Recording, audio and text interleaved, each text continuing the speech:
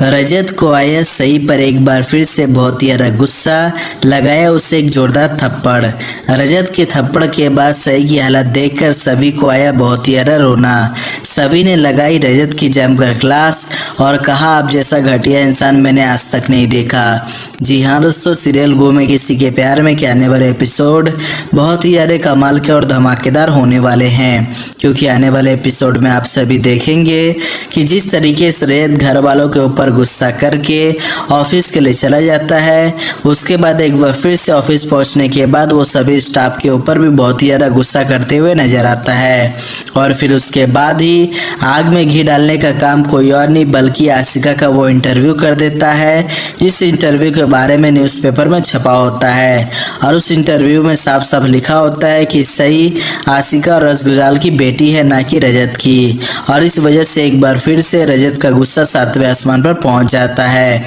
और वो मन ही मन सई से और भी ज़्यादा नफरत करने लगता है। और फिर ठीक उसी समय वहां पर सई को लेकर सभी और रजत का पूरा परिवार भी पहुंच जाता है, ताकि वो लोग मिलकर रजत और सई को आपस में बिठाकर प्यार मोहब्बत करवा सके और आपस के सारे गिले शिकवे को दूर करवा सके। लेकिन एक बार फिर से जब सई रजत के पास जाने की कोशिश करती है, उससे प्यार जताने की कोशिश करती है, तो पहले तो रजत अपने आप को कंट्रोल करता है और फिर सई से प्यार जताने की कोशिश करता है। लेकिन जब वो सई की तरफ देखता है तो उसे एक बार फिर से रसगुजाल और आशिका की याद आने लगती है, जिससे कि उसका गुस्सा फिर से बढ़ जाता है। और फिर उसके बाद जब सई रजत को प्यार से गले लगाने की कोशिश करती है, तब रजत को सई के ऊपर इतना ज़्यादा गुस्सा आ जाता है कि वो गुस्से में सई को एक जोरदार थप्पड़ लगा देता है, जिससे कि सई वहीं पर बहुत ज़्यादा फुट फुट कर रोने लगती है और साथ ही साथ वो बिल्कुल बेसुध सी हो जाती है। और जैसे ये सब सभी देखती है तो उसके पैरों तले से ज़मीन खिसक जाती है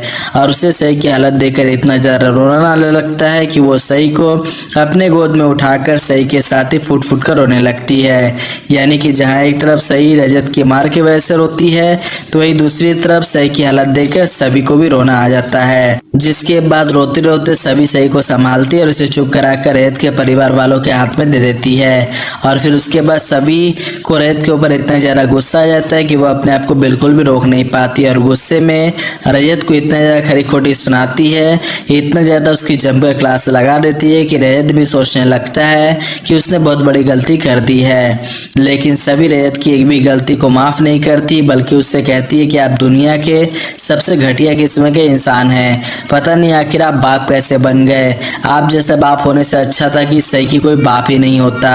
इससे अच्छा तो वो रसगुजाल है, जो कि भले ही सई को आपसे खुन्नस निकालने के लिए इस्तेमाल कर रहा था, लेकिन उसे इतनी तो तमीज़ थी कि बच्चों के ऊपर हाथ नहीं उठाया जाता।